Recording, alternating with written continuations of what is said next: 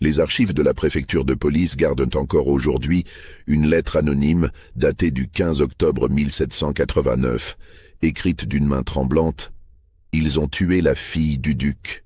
Personne ne doit savoir qui elle était vraiment. » Cette lettre ne mentionne aucun nom, aucun lieu précis, mais les historiens s'accordent pour dire qu'elle concerne l'une des affaires les plus troublantes de la Révolution française. D'ailleurs, si cette histoire vous intrigue déjà, n'hésitez pas à vous abonner à la chaîne et dites-nous en commentaire de quelle ville vous nous écoutez. Maintenant, plongeons ensemble dans cette affaire qui a hanté les premières années révolutionnaires. L'automne 1789 transforme la France en un brasier d'espoir et de terreur. Aux portes de Paris, dans la vallée de Chevreuse, se dresse le couvent de Notre-Dame des Afflictions, un établissement religieux fondé au XVIe siècle pour accueillir les orphelines de la noblesse désargentée. Contrairement au grand couvent parisien, celui-ci cultive la discrétion. Ses murs de pierre grise s'élèvent derrière des chênes centenaires, loin des regards indiscrets. La Révolution frappe de plein fouet ces institutions d'Ancien Régime. Le 2 novembre 1789, l'Assemblée nationale vote la nationalisation des biens du clergé. Pour les couvents, c'est l'arrêt de mort. Les religieuses doivent partir, les pensionnaires être relocalisés, les archives transférées aux autorités civiles. Mère Angélique de Montbrun, supérieure depuis 23 ans, supervise avec amertume cette dissolution. Elle a consacré sa vie à protéger les secrets de famille des grandes lignées françaises. Car Notre-Dame des Afflictions n'est pas un couvent ordinaire. Il sert de refuge aux filles illégitimes de l'aristocratie, ces enfants dont l'existence compromettrait les héritages et les réputations. Parmi les 13 pensionnaires qui s'apprêtent à quitter ces murs protecteurs, une jeune fille de 16 ans attire particulièrement l'attention de Mère Angélique. Céleste Duvernay possède cette beauté aristocratique qui ne trompe pas. Des traits fins, un port de tête altier, des mains blanches qui n'ont jamais connu le travail. Arrivée au couvent à l'âge de 6 mois, elle ignore tout de ses origines. Officiellement, elle est la fille d'un bourgeois de province mort de la peste. Mais Mère Angélique connaît la vérité. Dans le coffre-fort de son bureau, une enveloppe scellée porte l'inscription « À n'ouvrir qu'en cas de danger mortel pour l'enfant ». Cette enveloppe contient un secret qui pourrait ébranler l'une des plus puissantes familles de France. Les derniers jours d'octobre 1789 s'écoulent dans une atmosphère lourde de mélancolie et d'inquiétude. Les religieuses emballent leurs maigres possessions, brûlent les documents compromettants, préparent leurs jeunes protégés à affronter un monde dont elles ignorent tout. Céleste, elle, observe ces préparatifs avec une sérénité troublante. Elle semble pressentir que son destin va basculer. Le matin du 3 novembre 1789, un cavalier se présente aux grilles du couvent. Maître Bertrand Leclerc, notaire à Versailles, vient chercher Céleste Duvernay sur ordre de sa nouvelle tutrice légale. La jeune fille doit rejoindre immédiatement Paris, où l'attend Madame de Crémont, une parente éloignée qui a accepté de la prendre en charge. Mère Angélique accueille cette nouvelle avec suspicion. Aucune famille ne s'est jamais manifestée pour Céleste en 16 années. Pourquoi maintenant? Pourquoi en pleine révolution? Le notaire reste évasif, expliquant seulement que Madame de Crémont a retrouvé trace de la jeune fille grâce aux registres paroissiaux que les autorités révolutionnaires examinent pour nationaliser les biens du clergé. Dans l'intimité de son bureau, Mère Angélique hésite. Doit-elle remettre à Céleste l'enveloppe scellée? La vérité sur ses origines pourrait la protéger, ou la condamner définitivement. Finalement, elle glisse discrètement le document dans les affaires de la jeune fille, espérant que celle-ci aura la sagesse de ne l'ouvrir qu'en cas d'extrême nécessité. Le départ se fait dans les larmes. Céleste embrasse une dernière fois les religieuses qui l'ont élevée, ignorant qu'elle ne les reverra jamais vivantes. Car 3 jours plus tard, le couvent de Notre-Dame des Afflictions brûle entièrement. Un incendie mystérieux qui ne laisse aucun survivant. Les autorités locales concluent à un accident, une chandelle renversée, des vieux bâtiments en bois, un brasier impossible à maîtriser. Mais les paysans des environs murmurent d'autres explications. Ils ont vu, la nuit de l'incendie, Des cavaliers masqués rôdaient autour du couvent. Ils ont entendu des cris qui ne ressemblaient pas à ceux de victimes de flammes. L'enquête officielle bâcle volontairement l'affaire. Le commissaire chargé du dossier reçoit des instructions claires. Pas de témoins, pas de questions gênantes, pas de fouilles approfondies dans les ruines. Les 13 orphelines disparues dans l'incendie deviennent des statistiques anonymes de la Révolution. Seule Céleste a échappé au massacre. Mais à Paris, l'attend un piège encore plus redoutable que les flammes. L'hôtel particulier de Madame de Crémont, rue Saint-Honoré, impressionne Céleste par son luxe discret. Tapisserie de Beauvais, meubles marquetés, argenterie ciselée. Rien ne trahit les difficultés financières que traverse la noblesse en cette période révolutionnaire. Gabrielle de Crémont, 52 ans, accueille sa nouvelle pupille avec une froideur polie qui masque mal une tension palpable. « Vous ressemblez étonnamment à votre mère », murmure-t-elle en examinant le visage de Céleste. « C'est troublant. » Céleste sursaute. Depuis 16 ans, personne ne lui a jamais parlé de sa mère. Madame de Crémont se reprend aussitôt, prétextant une confusion. Mais la jeune fille a saisi cette première brèche dans le mur de secret qui entoure ses origines. Les premiers jours à Paris révèlent l'étrangeté de sa situation. Madame de Crémont la traite avec les égards dus à une jeune fille de bonne famille, précepteur, robes élégantes, appartements confortables. Mais cette générosité s'accompagne de restrictions troublantes. Céleste ne peut sortir seule, recevoir aucune visite, correspondre avec personne. Les temps sont dangereux pour les jeunes filles sans protection, justifie sa tutrice. Plus inquiétant encore, Céleste remarque qu'on l'observe constamment. Les domestiques semblent épier ses moindres gestes, ses conversations, ses réactions. Quand elle pose des questions sur sa famille, on éluda sa curiosité avec des sourires gênés. Un soir de novembre, en fouillant dans ses affaires pour retrouver un livre, Céleste découvre l'enveloppe que Mère Angélique a glissée dans ses bagages. Son cœur s'emballe en reconnaissant l'écriture soignée de la supérieure. Le message est bref mais glaçant. « Ma chère enfant, si vous lisez ceci, c'est que le danger vous menace. Votre véritable nom est Céleste Marie de Montclair. Vous êtes la fille naturelle du duc Armand de Montclair et de la comtesse Louise de Vallière. Votre naissance a été dissimulée pour préserver l'honneur des deux familles. Méfiez-vous de ceux qui prétendent vous protéger. Ils ne cherchent qu'à vous éliminer. Fuyez si vous le pouvez. Que Dieu vous garde. » Le sol semble se dérober sous les pieds de Céleste. Montclair. Ce nom résonne dans sa mémoire. Le duc de Montclair est l'un des plus proches conseillers du roi Louis XVI, possesseur d'immenses domaines en Normandie et en Champagne. Si elle est réellement sa fille, même illégitime, elle représente un enjeu considérable dans les luttes de succession qui agitent l'aristocratie française. Mais cette révélation soulève une question terrifiante. Pourquoi Madame de Crémont a-t-elle attendu la Révolution pour la recueillir ? Pourquoi maintenant, alors que porter le nom de Montclair devient une condamnation à mort?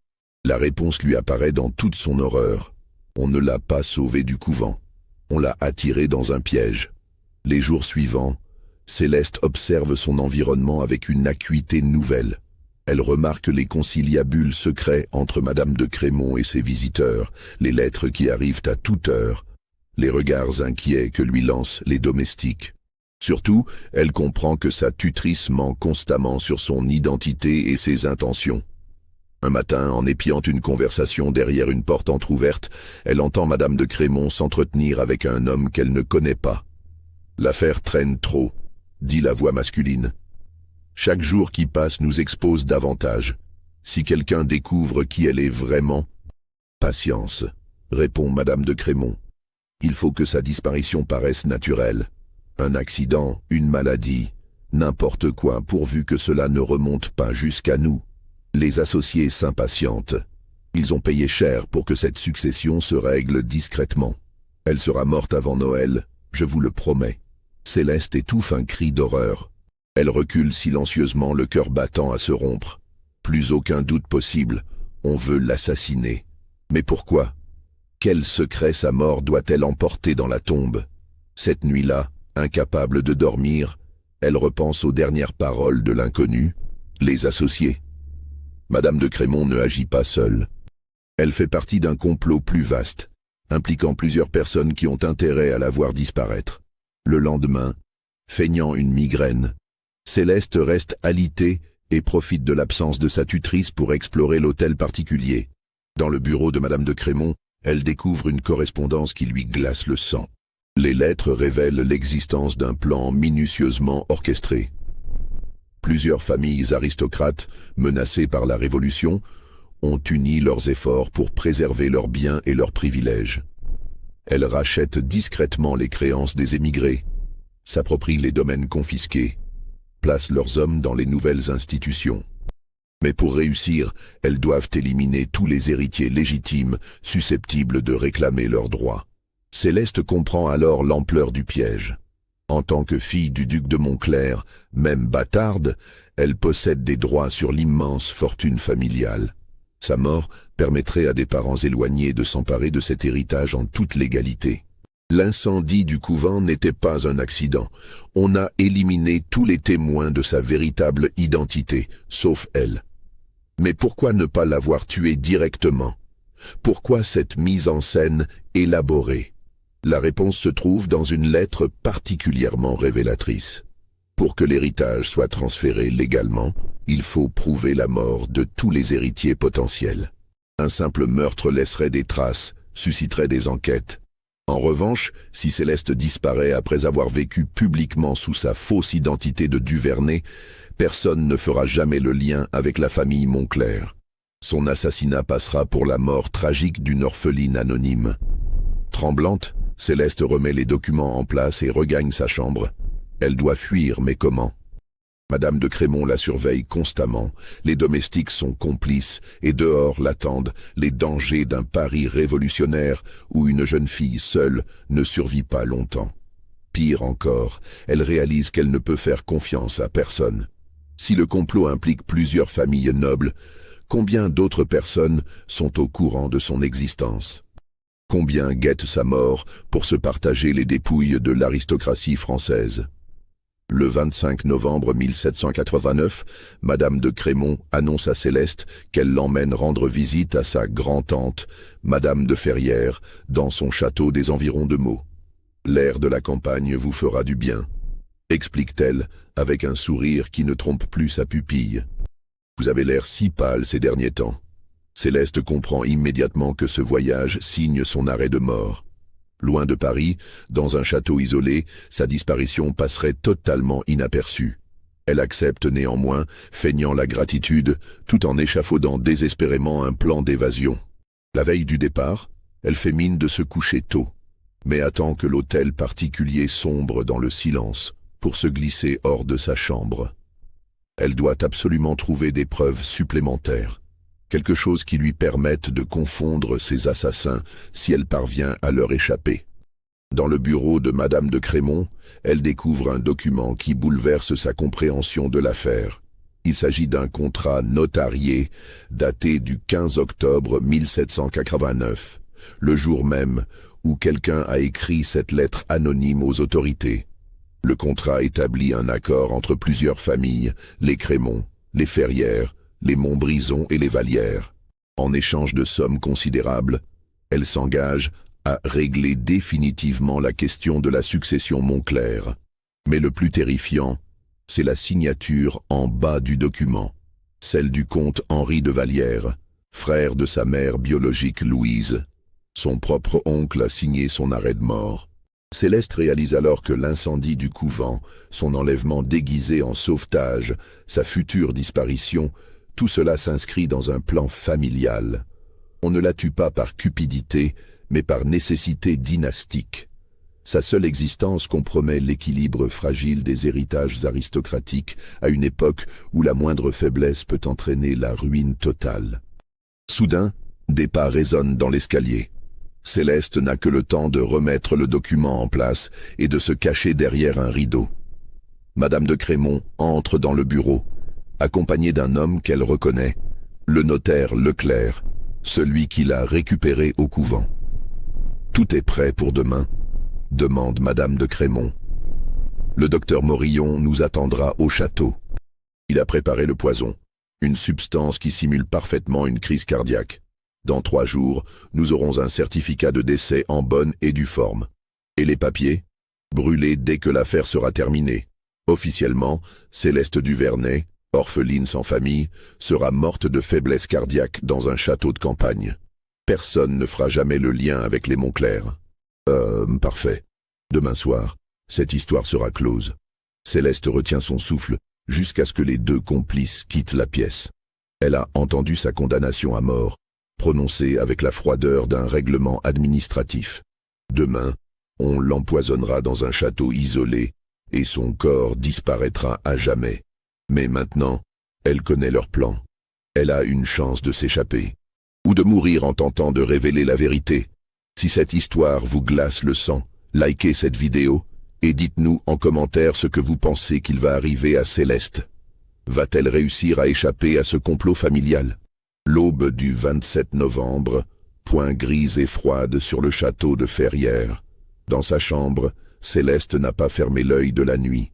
Elle a passé ses heures à affûter sa stratégie, sachant qu'elle n'aura droit qu'à une seule tentative. Vers 8 heures, on lui apporte un plateau de petit déjeuner. La domestique qui la sert évite soigneusement son regard, mais Céleste remarque ses mains tremblantes et son visage blême. Cette femme sait ce qui va se passer et en est terrifiée. « Comment vous appelez-vous » demande doucement Céleste. « Marie, mademoiselle » chuchote la servante. « Marie, j'ai quelque chose d'important à vous dire. Si quelque chose m'arrive aujourd'hui, promettez-moi de porter ce message aux autorités de Meaux. » Céleste lui tend discrètement sa lettre d'accusation soigneusement pliée. Marie hésite, puis la glisse rapidement dans son tablier. « Ils vont me tuer, » murmure Céleste. « Vous serez peut-être la seule à pouvoir faire justice. » Marie hoche la tête, les larmes aux yeux, puis quitte précipitamment la chambre. Seule de nouveau, Céleste entreprend de fouiller minutieusement sa prison improvisée. Dans un tiroir du secrétaire, elle découvre du papier à lettres et une plume. Rapidement, elle rédige plusieurs copies de sa lettre d'accusation qu'elle cache en différents endroits de la chambre, derrière un tableau, dans la doublure d'un rideau, sous le matelas. Si elle meurt aujourd'hui, elle veut multiplier les chances que la vérité soit découverte.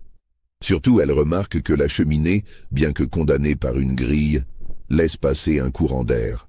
En collant son oreille contre la grille, elle entend distinctement les conversations qui se déroulent dans la bibliothèque située juste en dessous. C'est là que ces assassins peaufinent leurs derniers préparatifs. « Le docteur Morillon est arrivé cette nuit », dit la voix de Madame de Ferrières. « Il a apporté 2 substances différentes. L'une qui provoque une crise cardiaque foudroyante, l'autre qui simule une fièvre typhoïde avec agonie de 3 jours. Laquelle préférez-vous ? » « La première, » répond sèchement le comte de Vallières. « Moins elle souffre, moins elle risque de parler. Et surtout, moins les domestiques risquent d'être attendris par ses cris. J'ai une inquiétude, intervient Madame de Crémont.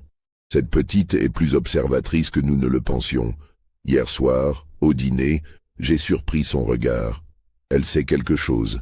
Quoi qu'elle sache, elle ne le saura plus très longtemps. » Ricane Vallières. « D'ailleurs, qui la croirait ?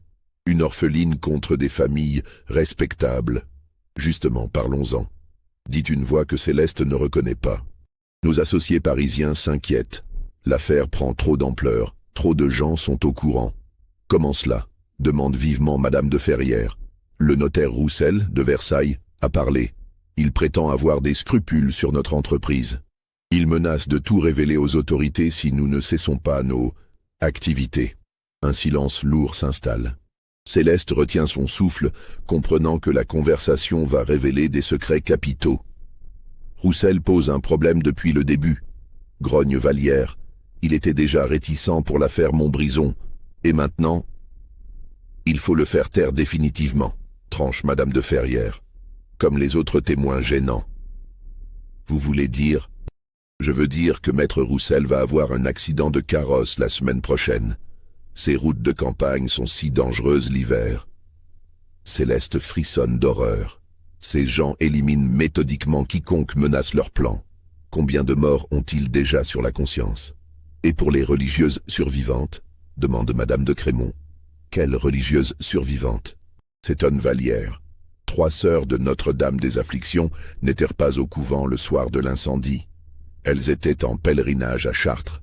Elles sont revenues la semaine dernière et posent des questions embarrassantes sur la mort de leur consoeur. Où sont-elles maintenant? Réfugiées chez les visitandines de Meaux.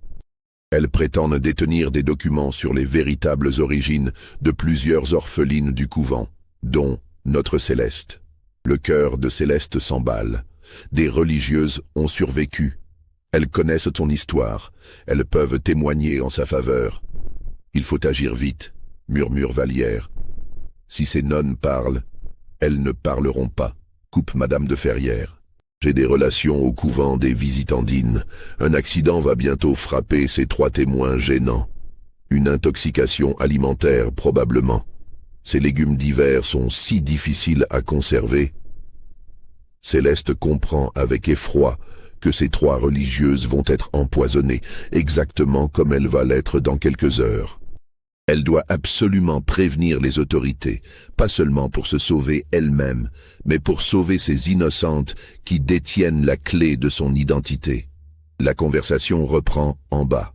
Pour en revenir à notre protégée, dit ironiquement madame de Crémont, le docteur Morillon l'examinera vers 10 heures. Officiellement, il lui prescrit un fortifiant pour sa pâleur. Officieusement. Combien de temps pour que le poison agisse? Demande Vallière. 15 minutes maximum. Elle s'éteindra paisiblement, comme si elle s'endormait.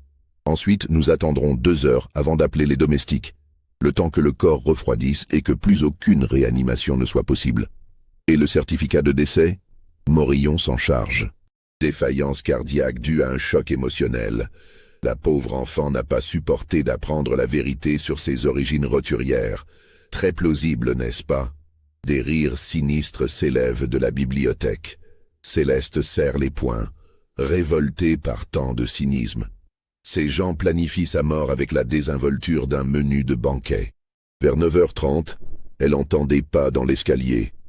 Rapidement, elle s'éloigne de la cheminée et s'installe près de la fenêtre, feignant de contempler le paysage hivernal. La clé tourne dans la serrure. Madame de Crémont entre, accompagnée du docteur Morillon. Ce dernier porte une sacoche de cuir noir qui contient sans doute le poison destiné à l'éliminer. Derrière eux, Céleste aperçoit le comte de Vallière qui reste sur le seuil, observant la scène avec un sourire cruel. « Ma chère enfant », dit madame de Crémont avec un sourire maternel, « le docteur va vous examiner. Vous avez l'air si pâle depuis quelques jours. Nous nous inquiétons pour votre santé. »« Je me sens très bien », répond Céleste d'une voix qu'elle s'efforce de garder ferme. « Mais puisque vous insistez, » le docteur Morillon s'approche, posant sa sacoche sur la table. Il en sort plusieurs instruments médicaux, stéthoscope, thermomètre, et surtout une petite fiole de verre contenant un liquide parfaitement incolore. « Mademoiselle, dit-il d'une voix doucereuse, votre teint me préoccupe. Je vais d'abord prendre votre pouls, puis écouter votre cœur. Ensuite, je vous donnerai un fortifiant qui vous rendra vos couleurs. » Céleste se laisse examiner, observant attentivement les gestes du médecin. Celui-ci feint la concentration professionnelle, mais elle remarque ses mains qui tremblent légèrement et les gouttes de sueur qui perlent sur son front, malgré le froid de la chambre. Cet homme n'est pas habitué à tuer de sang-froid. « Votre pouls est un peu rapide, constate-t-il, et votre cœur bat irrégulièrement. C'est sans doute dû à l'émotion de vous retrouver enfin dans votre famille. » Il prend la fiole de poison et la débouche. Une odeur étrange s'en échappe, âcre et métallique. « Buvez ceci, mademoiselle. C'est un remède de ma composition, très efficace contre les palpitations cardiaques. Le goût n'est pas très agréable, mais l'effet est radical. C'est le moment de vérité. » Céleste prend la fiole, fait semblant de l'examiner avec curiosité, puis la porte lentement vers ses lèvres. Au dernier moment, elle fait mine de trébucher et renverse volontairement le contenu sur le parquet. « Oh, pardonnez-moi, docteur, que je suis maladroite. » Le docteur Morillon blêmit. Le poison s'étale sur les lattes de bois, dégageant une fumée légère qui fait immédiatement roussir le vernis. « preuve évidente de sa toxicité. Ce n'est rien, bafouille le médecin. J'en ai d'autres dans ma sacoche. Mais Céleste ne lui en laisse pas le temps. Soudain, elle bondit vers la porte et se met à crier de toutes ses forces. « Au secours, on veut m'assassiner !» Je suis Céleste Marie de Montclair, fille du duc Armand de Montclair. Cet homme vient de tenter de m'empoisonner. Le silence qui suit est assourdissant. Madame de Crémont et le docteur échangent un regard affolé. Le comte de Vallière se précipite dans la chambre, le visage déformé par la rage. « Tais-toi » gronde-t-il. « Tais-toi, petite folle !» Mais Céleste continue à hurler, haussant encore la voix pour que tous les habitants du château l'entendent. « Mon oncle Henri de Vallière veut me tuer. Il a fait brûler le couvent de Notre-Dame des Afflictions. Il a assassiné toutes les religieuses qui connaissaient mon identité. Et maintenant il veut m'empoisonner pour voler mon héritage. » Des bruits de pas précipités résonnent dans les couloirs. Visiblement, les cris de Céleste ont alerté tout le château. Madame de Crémont tente de la faire taire en lui plaquant une main sur la bouche, mais la jeune fille se débat avec l'énergie du désespoir. « Il y a aussi 3 religieuses survivantes chez les visitandines de Meaux », crie-t-elle entre 2 tentatives d'étouffement. « Tes monstres veulent les empoisonner pour effacer les preuves de mes origines. » La porte s'ouvre brusquement. Madame de Ferrières fait irruption, suivie de plusieurs domestiques attirés par le vacarme. Derrière eux se pressent des valets, des femmes de chambre, un palefrenier, tous avec des visages effarés. « Que se passe-t-il ici ?»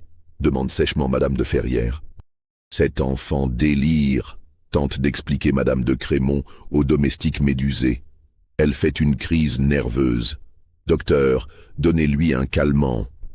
Mais Céleste profite de ce public involontaire pour répéter ses accusations, donnant tous les détails du complot qu'elle a entendu à travers la cheminée. Elle parle du notaire Roussel qu'on veut faire assassiner, des religieuses qu'on veut empoisonner, des autres victimes déjà éliminées. « Regardez par terre !» crie-t-elle en désignant la flaque de poison qui continue de ronger le parquet. « Voyez ce que ce prétendu médecin voulait me faire boire. » Les domestiques examinent avec stupeur les traces de corrosion sur le bois. L'évidence est flagrante. Ce liquide n'était pas un remède. « Mademoiselle, chuchote Marie, la servante qui a sa lettre, est-ce que c'est vrai ce que vous dites ?»« Chaque mot, répond Céleste. Et vous, Marie, vous avez la preuve écrite que je vous ai confiée ce matin. Montrez-la. » Marie hésite, regardant alternativement Céleste et ses maîtres.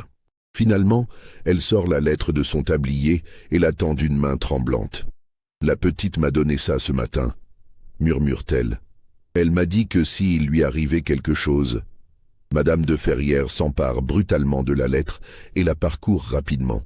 Son visage devient livide au fur et à mesure de sa lecture. « Cette lettre est un tissu de mensonges, » s'exclame-t-elle. Cette fille invente tout pour se rendre intéressante. Mais sa protestation manque de conviction. Les domestiques commencent à murmurer entre eux, jetant des regards inquiets vers leur maître. Le doute s'insinue dans leurs esprits. Le comte de Vallière comprend que la situation lui échappe totalement.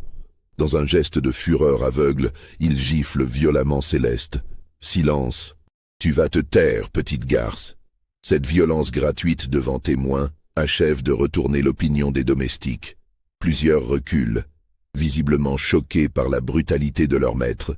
D'autres échangent des regards entendus, comme s'ils commençaient à comprendre la véritable nature de leurs employeurs. « Vous voyez » crie Céleste, la joue en feu. « Il me frappe parce que je dis la vérité. Il veut me tuer comme il a tué ma mère, comme il va tuer les 3 religieuses qui peuvent témoigner. » C'est à ce moment précis que retentit, dans la cour du château, un coup de feu suivi de cris et de hennissements. Des voix inconnues hurlent le désordre, des sabots de chevaux martèlent les pavés. Tout se fige, tendant l'oreille. Par les fenêtres, on aperçoit des uniformes bleus. La garde nationale de Meaux vient d'arriver. Le visage du comte de Vallière se décompose. « Comment ont-ils su ?» murmure-t-il. « Marie !» répond Céleste avec un sourire de triomphe. « Marie est partie prévenir les autorités ce matin. Effectivement, la petite servante a profité du chaos matinal pour sceller discrètement un cheval et galoper jusqu'à Meaux. Là, elle a remis aux autorités une copie de la lettre d'accusation de Céleste, déclenchant l'intervention immédiate des forces de l'ordre. Comprenant que tout est perdu, le comte de Vallière prend une décision désespérée. Il sort un pistolet de sa redingote et le pointe vers Céleste. « Puisque tu veux mourir en faisant du bruit, gronde-t-il, tu vas être servi. Au moins, ta mort me donnera-t-elle le temps de fuir. » Les domestiques poussent des cris d'effroi et se plaquent contre les murs. Madame de Crémont elle-même recule, terrifiée par la tournure que prennent les événements. Mais au moment où Vallière arme son pistolet, la porte de la chambre s'ouvre à la volée. Le commissaire Dubois, accompagné de 6 soldats en armes, fait irruption dans la pièce. « Que personne ne bouge !» ordonne le commissaire, l'épée au clair. « Nous venons d'être informés d'une tentative d'assassinat dans ce château. » Le comte de Vallière hésite une seconde, son arme toujours pointée vers Céleste. Puis, comprenant l'inutilité de sa situation, il baisse lentement son pistolet. « Trop tard », murmure-t-il avec amertume. Autour de lui, ses complices se figent dans un silence de mort. Le docteur Morillon tente discrètement de dissimuler sa sacoche, mais un garde s'en empare aussitôt. « Commissaire !»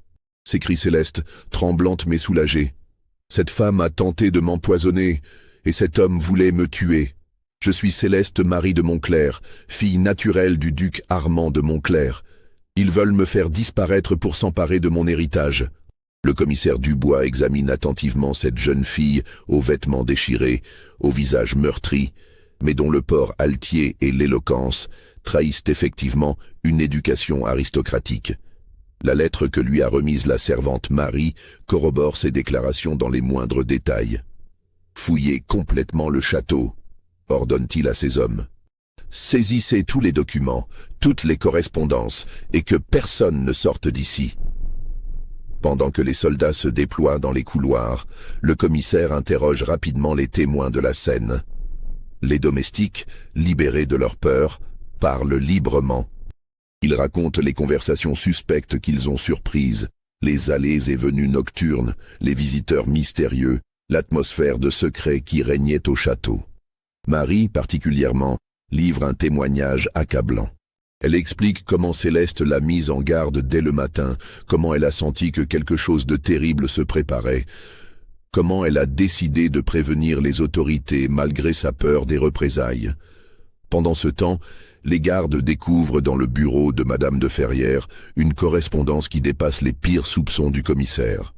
Les lettres révèlent non seulement le complot contre Céleste, mais l'existence d'un véritable réseau criminel. « Commissaire !» appelle l'un des soldats depuis la bibliothèque. « Venez voir ce que nous avons trouvé. » Dubois se rend au rez-de-chaussée, laissant Céleste sous la garde de 2 hommes. Dans la bibliothèque, les gardes ont découvert un coffre-fort dissimulé derrière les rayonnages. À l'intérieur, des liasses de documents qui racontent l'histoire de dizaines d'assassinats déguisés. Il y a là les contrats de mariage falsifiés, les testaments truqués, les certificats de décès mensongers qui ont permis aux familles conspiratrices de s'approprier illégalement des héritages considérables. Le commissaire découvre avec horreur que cette entreprise criminelle dure depuis plus de 10 ans. Les victimes sont nombreuses.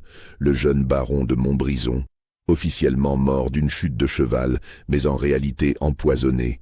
La comtesse de Beauvais, soi-disant décédée de la tuberculose mais assassinée au poison.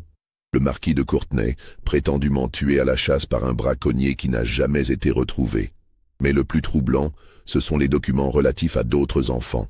Le commissaire découvre que Notre-Dame des Afflictions n'était que l'un des nombreux établissements infiltrés par le réseau. Dans plusieurs couvents et orphelinats de France, des enfants de noble naissance ont été systématiquement éliminés pour éviter qu'ils ne réclament leur droit d'héritage. « Mon Dieu !» murmure le commissaire, « c'est un véritable massacre organisé. » L'un des documents révèle l'ampleur géographique du complot. Les familles impliquées possèdent des ramifications dans toute la France. Normandie, Bretagne, Languedoc, Provence. Partout, des enfants illégitimes ou des héritiers gênants ont été discrètement supprimés. Plus troublante encore, le commissaire découvre que plusieurs personnalités révolutionnaires sont complices du réseau. Des députés, des juges, des administrateurs ont été achetés pour fermer les yeux sur ces crimes ou pour faciliter les transferts de propriétés illégaux. Ces gens ont transformé la révolution en instrument de leur cupidité, gronde Dubois. Ils utilisent le chaos politique pour couvrir leurs assassinats. De retour dans la chambre de Céleste, le commissaire confronte les conspirateurs avec ses preuves accablantes. Face à l'évidence, plusieurs d'entre eux tentent de sauver leur peau en dénonçant leurs complices. Madame de Crémont, la première, craque sous la pression. « Tout est vrai », sanglote-t-elle. « Mais je n'ai fait qu'obéir, le comte de Vallière m'a menacé. Il m'a dit que si je ne coopérais pas, il ferait disparaître mes propres enfants. » Le docteur Morillon, à son tour, tente de minimiser son rôle. « Je n'ai jamais tué personne de mes mains. Je me contentais de fournir les substances. Je croyais qu'elles servaient à des expériences scientifiques. » Seul le comte de Vallière et madame de Ferrières gardent un silence obstiné, refusant de répondre aux questions du commissaire. « Peu importe, » dit Dubois. « Nous avons assez de preuves pour vous envoyer tous à l'échafaud. Mais avant cela, vous allez nous dire combien d'autres enfants vous avez assassinés. Combien de familles vous avez détruites. » C'est alors que Céleste révèle ce qu'elle a entendu à travers la cheminée. L'existence de 3 religieuses survivantes de Notre-Dame des Afflictions, cachées chez les visitandines de Meaux et menacées d'empoisonnement. « Il faut les sauver », supplie-t-elle. « Elles sont les seules à pouvoir témoigner de mon identité. Et elles détiennent peut-être des informations sur d'autres victimes. » Le commissaire dépêche immédiatement 3 de ses hommes vers le couvent des visitandines. L'ordre est de placer les 3 religieuses sous protection immédiate et de saisir tous les documents qu'elles possèdent. Pendant ce temps, l'interrogatoire des conspirateurs continue. Petit à petit, sous la pression des preuves et des témoignages, l'ampleur du réseau criminel se révèle dans toute son horreur. En fin d'après-midi, les soldats reviennent du couvent des visitandines avec les 3 religieuses survivantes, sœur Marguerite, sœur Catherine et sœur Thérèse. Ces femmes âgées, traumatisées par la mort de leur consoeur, acceptent néanmoins de témoigner. Leur récit confirme et précise tout ce que Céleste avait appris. Elle raconte comment, depuis des années, Notre-Dame des Afflictions servait de refuge aux enfants illégitimes de l'aristocratie française. Chaque enfant arrivait avec un dossier scellé contenant son véritable nom et sa filiation. Céleste était bien la fille du duc de Montclair, confirme sœur Marguerite. Sa mère, Louise de Vallière, est morte en couche. Le duc n'a jamais reconnu l'enfant officiellement, mais il payait généreusement pour son entretien.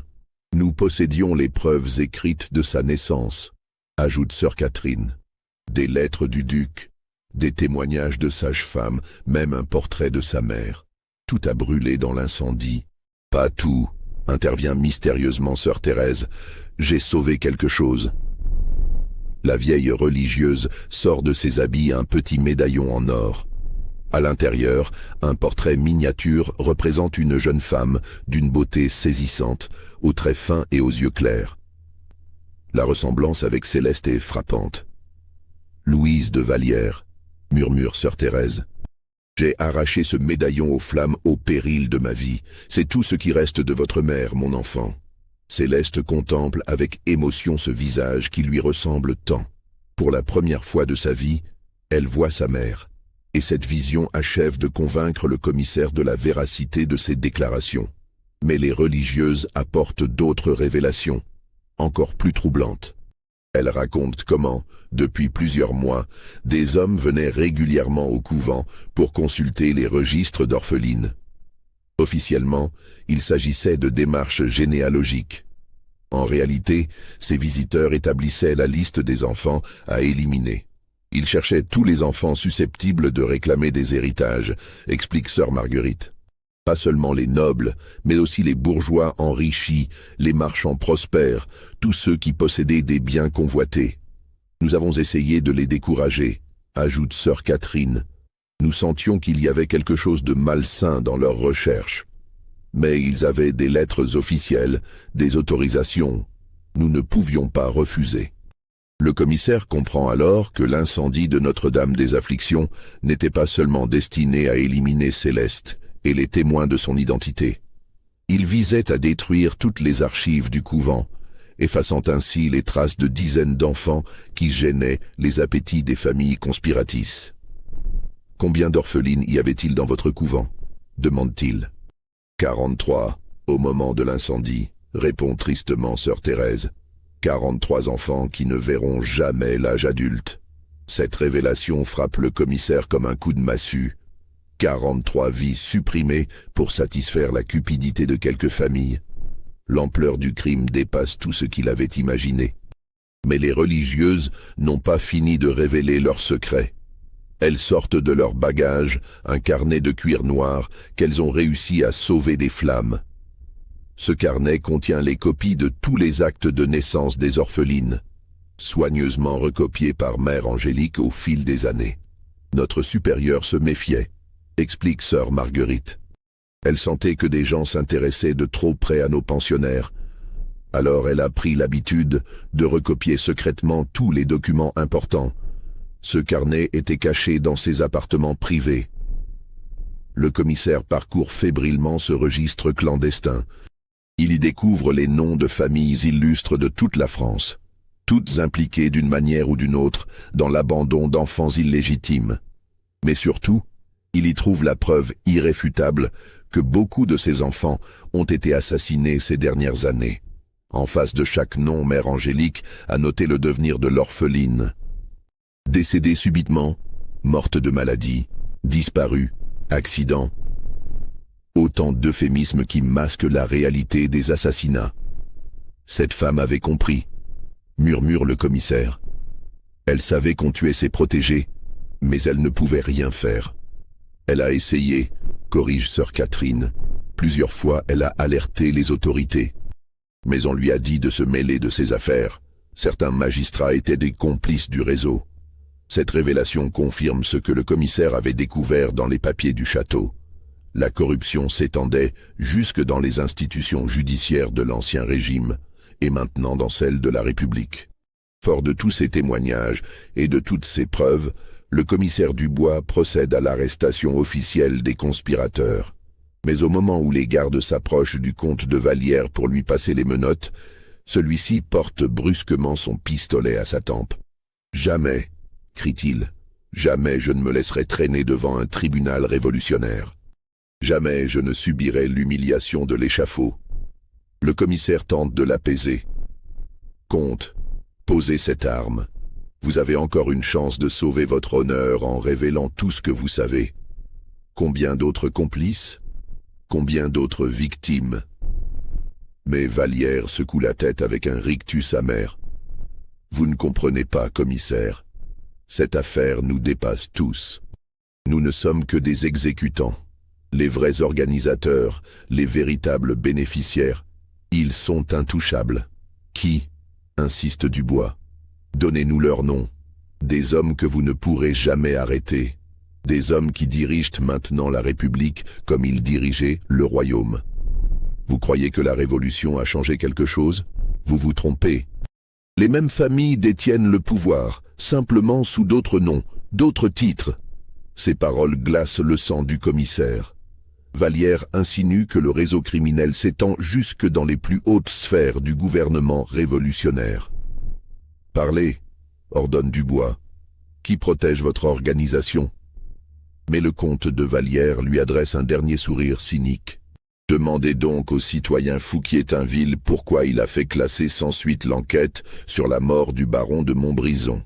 Demandez au citoyen Barras d'où viennent les fonds qui financent ces fastes. Demandez au citoyen... » Le coup de feu retentit avant qu'il puisse terminer sa phrase. Le comte de Vallière s'effondre, mort sur le coup, emportant avec lui les noms des véritables commanditaires du complot. Dans le silence qui suit, Céleste contemple le corps de son oncle avec un mélange de soulagement et d'amertume. Cet homme qui voulait sa mort vient de se donner la sienne. Mais sa mort laisse tant de questions sans réponse. Fouille le corps. ordonne le commissaire furieux d'avoir perdu ce témoin capital. Il a peut-être des documents sur lui. Les gardes découvrent dans les vêtements du comte une lettre non envoyée adressée à un mystérieux citoyen M. Cette lettre confirme l'existence d'un réseau beaucoup plus vaste, impliquant des personnalités révolutionnaires de premier plan. L'affaire Montclair devient embarrassante, écrit Vallière. La petite résiste plus que prévu. Si nous échouons, il faudra activer la procédure d'effacement, supprimer tous les témoins, détruire tous les documents, éliminer tous les intermédiaires. Comme convenu, je me charge personnellement du docteur Morillon et du notaire Leclerc après l'exécution de l'enfant. Quant à Madame de Crémont et Madame de Ferrières, elles connaissent trop de secrets pour survivre longtemps à cette affaire. Nos associés parisiens sont d'accord. Mieux vaut quelques morts de plus qu'un scandale public. Cette lettre révèle que les conspirateurs avaient prévu d'éliminer tous les participants au complot pour effacer leurs traces. Personne n'était censé survivre à l'assassinat de Céleste. Le commissaire se tourne vers les complices survivants. Vous entendiez? Cet homme vous destinait tous à la mort. Vous n'étiez que des instruments jetables. Cette révélation achève de briser la résistance des derniers conspirateurs. Madame de Ferrières, comprenant qu'elle était condamnée dès le départ, décide de parler pour tenter de sauver sa tête. Tout a commencé il y a 5 ans, avoue-t-elle d'une voix brisée. Des hommes sont venus nous proposer un marché. Ils nous aideraient à récupérer nos biens confisqués par la Révolution en échange de notre coopération pour éliminer certains obstacles juridiques. Quels hommes? Presse le commissaire. Des banquiers, des spéculateurs, des hommes d'affaires qui rachetaient les biens nationaux à prix cassé. Ils avaient besoin d'éliminer les héritiers légitimes pour valider leurs acquisitions. Et vous avez accepté? Nous n'avions plus rien, sanglote Madame de Ferrières. La Révolution nous avait tout pris. Ces hommes nous promettaient de nous rendre nos châteaux, nos terres, nos titres. En échange, nous devions juste faire disparaître quelques orphelins sans famille. Quelques orphelins? Vous parlez de 43 enfants. Nous ne savions pas. Au début, on nous demandait seulement d'identifier les enfants nobles dans les couvents. Ensuite, c'est devenu plus radical. Le commissaire comprend alors le mécanisme diabolique du complot. Des spéculateurs sans scrupules utilisent des nobles ruinés pour éliminer les héritiers gênants, leur permettant d'acquérir légalement des propriétés considérables. En échange, ils redistribuent une partie de ces biens aux familles complices, créant un cercle vicieux de corruption et de crime. L'interrogatoire de Madame de Ferrières révèle progressivement l'ampleur géographique et sociale du réseau. Celui-ci ne se limite pas à quelques familles aristocrates. Il implique des banquiers de Londres qui financent l'opération, des notaires de province qui falsifient les actes, des médecins qui délivrent de faux certificats de décès, des magistrats qui classent les enquêtes, et même des membres du directoire qui ferment les yeux sur ces trafics en échange de substantiels pots de vin. Le citoyen Tallien possède un château en Normandie qu'il a acquis après la disparition mystérieuse des 3 héritiers légitimes, révèle Madame de Ferrières. Le citoyen Barras a racheté des domaines en Provence dans des conditions similaires. Quant au citoyen Fouché, assez, coupe le commissaire terrifié par ces révélations. Vous vous rendez compte de ce que vous dites? Vous accusez les dirigeants de la République parce que c'est la vérité. Réplique amèrement Madame de Ferrières. Vous croyez que nous agissions par plaisir? Nous obéissions aux ordres de gens infiniment plus puissants que nous. Cette conversation est interrompue par l'arrivée d'un messager à cheval. L'homme couvert de poussière et visiblement épuisé remet une lettre urgente au commissaire Dubois. Celui-ci la décachette et blêmit en la lisant. « Mon Dieu !» murmure-t-il. « Qu'y a-t-il » demande anxieusement Céleste. « Des ordres de Paris. Je dois suspendre immédiatement toute enquête sur cette affaire et transférer tous les prévenus à la prison de la Force, à Paris. » « Mais pourquoi ?»« Raison d'État », lit le commissaire. « L'affaire relève désormais de la juridiction spéciale du comité de salut public. » Céleste comprend avec horreur ce que cela signifie. Le réseau criminel a des protecteurs jusque dans les plus hautes sphères du pouvoir. Ces protecteurs vont tout faire pour étouffer l'affaire et éliminer les témoins gênants. Ils vont nous tuer, chuchote-t-elle. Ils vont nous faire disparaître en prison avant que nous puissions témoigner. Le commissaire Dubois se trouve face à un dilemme terrible. Obéir aux ordres et livrer Céleste et les témoins à leurs bourreaux, ou désobéir et risquer sa propre vie en protégeant la vérité. Commissaire, supplie sœur Marguerite, cet enfant a déjà assez souffert, ne la livrez pas à ces monstres. Et que voulez-vous que je fasse? Répond amèrement Dubois. Défier le gouvernement de la République? Faire votre devoir de magistrate, répond fermement Céleste. Protéger les innocents contre les coupables, même si ces coupables portent des titres officiels. Ces paroles frappent le commissaire en plein cœur. Cette jeune fille de 16 ans lui donne une leçon de courage et d'intégrité. Comment peut-il la livrer aux assassins qui dirigent la République? Sa décision est prise. Garde, ordonne-t-il. Nous partons immédiatement pour Paris, mais pas pour la prison de la Force. Nous allons directement au palais de justice. Cette affaire sera jugée publiquement, quoi qu'il en coûte. Le convoi quitte le château de Ferrières dans la soirée du 27 novembre. Outre le commissaire Dubois et ses 6 gardes, il transporte Céleste, les 3 religieuses, les 4 conspirateurs survivants et tous les documents saisis lors de la perquisition. Le voyage vers Paris s'effectue dans une tension extrême. Dubois sait qu'il transgresse ses ordres et qu'il risque sa carrière, voire sa vie. Mais il est déterminé à révéler publiquement la vérité sur ce réseau criminel. Pendant le trajet, Céleste repense à tout ce qu'elle a vécu depuis sa sortie du couvent. En quelques semaines, elle a découvert son identité véritable, échappé à plusieurs tentatives d'assassinat, démasqué un complot d'envergure nationale.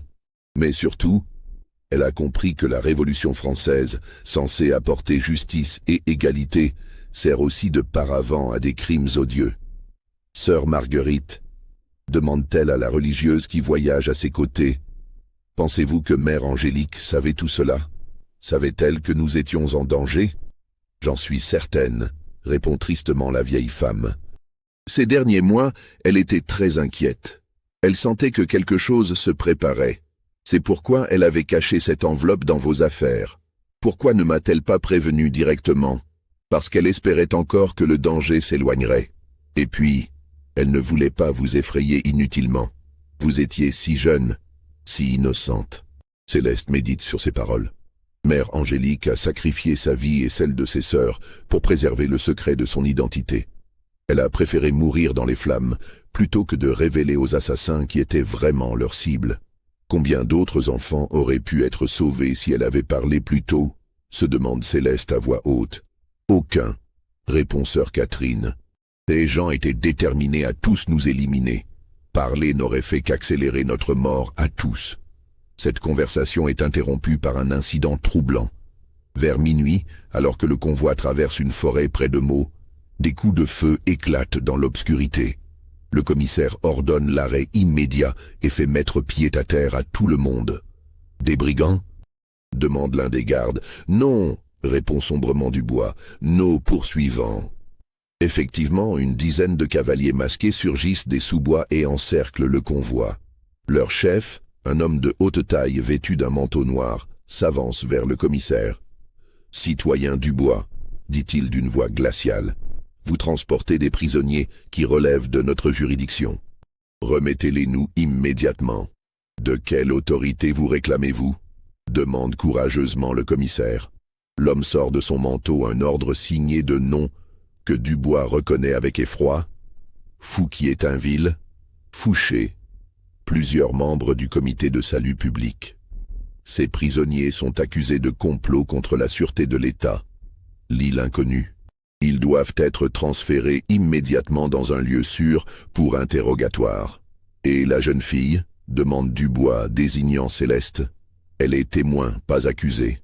La citoyenne Duvernay est complice de l'affaire. Elle doit également être interrogée. Dubois comprend qu'il n'a pas le choix. Ces hommes ont manifestement reçu l'ordre d'éliminer tous les témoins de l'affaire. Résister signifierait signer l'arrêt de mort de tous ces hommes. Mais au moment où il s'apprête à capituler, Céleste prend une initiative désespérée. Elle se met à crier de toutes ses forces « Je suis Céleste Marie de Montclair, fille du duc Armand de Montclair. Ces hommes veulent m'assassiner pour couvrir un réseau de corruption qui implique les dirigeants de la République. » Sa voix porte loin dans la nuit silencieuse. Dans les villages environnants, des lumières s'allument aux fenêtres.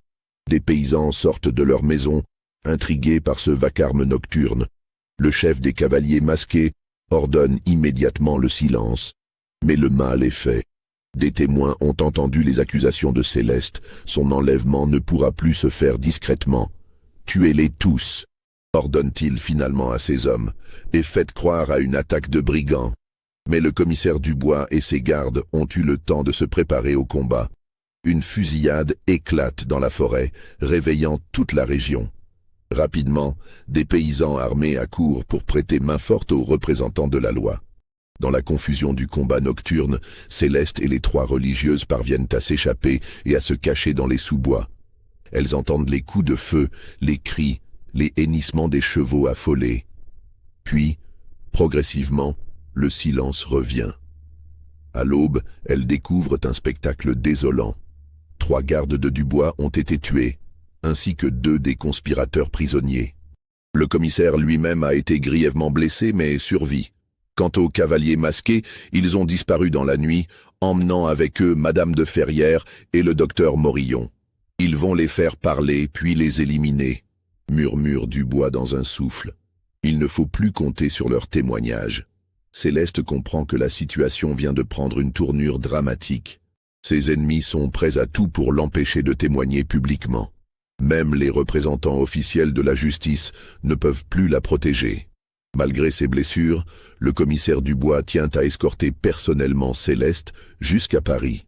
Les survivants du convoi atteignent la capitale le 29 novembre au matin, épuisés et traumatisés par l'embuscade de la forêt.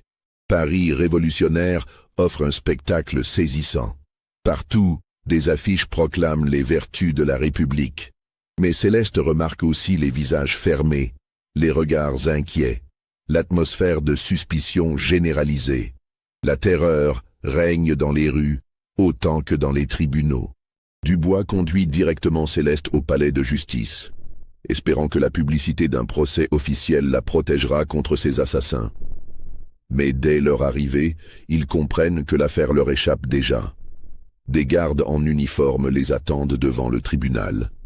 Leur chef, un homme au visage de marbre, s'avance vers le commissaire. « Citoyen Dubois, vous êtes en état d'arrestation pour insubordination et complicité avec les ennemis de la République. »« Comment » s'exclame Dubois, abasourdi. « Vous avez refusé d'obéir aux ordres du comité de salut public. Vous avez mis en danger la sûreté de l'État en divulguant des informations classées secret défense. » Céleste assiste, impuissante à l'arrestation de son protecteur. En quelques minutes, elle se retrouve seule face à un système judiciaire noyauté par ses ennemis. « Et moi ?» demande-t-elle au chef des gardes.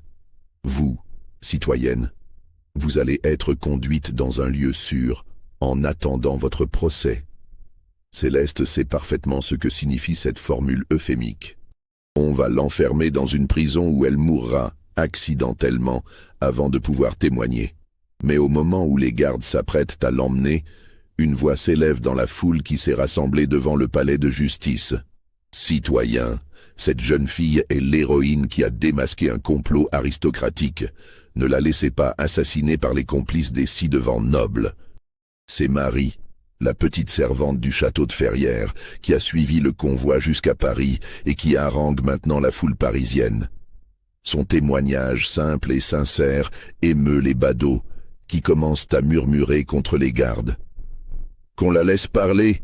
crie quelqu'un. « Oui, qu'elle raconte son histoire !» renchérit un autre. Le chef des gardes hésite. Arrêter Céleste de force devant cette foule hostile risque de provoquer une émeute. D'un autre côté, la laisser s'exprimer publiquement ruinerait définitivement les plans de ses commanditaires. Finalement, il opte pour une solution intermédiaire. La citoyenne Montclair sera entendue publiquement demain matin dans la grande salle du tribunal. En attendant, elle sera placée sous protection rapprochée. Cette décision satisfait partiellement la foule, qui se disperse en promettant de revenir le lendemain pour entendre le témoignage de Céleste. On conduit Céleste dans une cellule de la conciergerie, officiellement pour sa protection, en réalité pour l'isoler de tout contact extérieur. Ses geôliers lui expliquent avec un sourire narquois qu'elle bénéficie d'un traitement de faveur. Cellule individuelle, repas correct, même des livres pour passer le temps. Mais Céleste n'est pas dupe. Cette générosité apparente cache un piège mortel. On veut qu'elle meure dans des conditions qui ne suscitent aucun soupçon. Accident, suicide, maladie foudroyante. Effectivement, le repas du soir a un goût étrange, métallique et amer. Céleste y reconnaît les signes d'un empoisonnement et refuse de manger. Ses soupçons se confirment quand elle jette discrètement un morceau de pain à un rat. L'animal meurt en quelques minutes dans d'atroces convulsions. Cette nuit-là, elle ne dort pas, guettant les bruits de pas dans les couloirs, s'attendant à tout moment à voir surgir un assassin déguisé en gardien. Par 2 fois, des hommes s'approchent de sa cellule et semblent hésiter devant sa porte. Mais ils repartent, finalement, sans doute découragés par sa vigilance. Vers 3 heures du matin, elle entend une conversation étouffée dans le couloir. Elle ne mange pas, elle ne boit pas, elle ne dort pas. Comment voulez-vous l'empoisonner? Il faut trouver autre chose. Un accident, par exemple. Quel genre d'accident? Une chute dans l'escalier. Un étranglement avec ses draps. N'importe quoi pourvu que ça ait l'air naturel. Et si elle résiste, elle ne résistera pas longtemps. C'est une gamine de 16 ans contre des hommes entraînés. Céleste frissonne en entendant ces paroles. Ses ennemis sont déterminés à la tuer cette nuit, avant qu'elle puisse témoigner publiquement. Elle doit absolument trouver un moyen d'alerter l'extérieur. C'est alors qu'elle se souvient des leçons de Mère Angélique sur l'histoire du couvent. La supérieure lui avait raconté comment, pendant les guerres de religion, les religieuses communiquaient avec l'extérieur grâce à un système de signaux lumineux visibles depuis les toits de Paris. Céleste examine sa cellule avec attention. La fenêtre, bien que grillagée, donne sur la cour de la conciergerie, visible depuis plusieurs bâtiments environnants. En disposant sa chandelle de façon particulière et en l'occultant par intermittence, elle peut créer un signal de détresse. Pendant toute la nuit, elle fait clignoter sa lumière selon un rythme régulier. 3 éclats brefs, 3 éclats longs, 3 éclats brefs. Le signal de détresse international que lui avait enseigné un ancien marin, pensionnaire du couvent. Son espoir semble vain jusqu'à ce qu'elle aperçoive, vers 5 heures du matin, une lumière qui lui répond depuis une fenêtre de l'autre côté de la cour. Quelqu'un a compris son message et tente de communiquer avec elle. Cette lueur d'espoir lui redonne courage pour affronter les dernières heures avant l'audience publique qui décidera de son sort.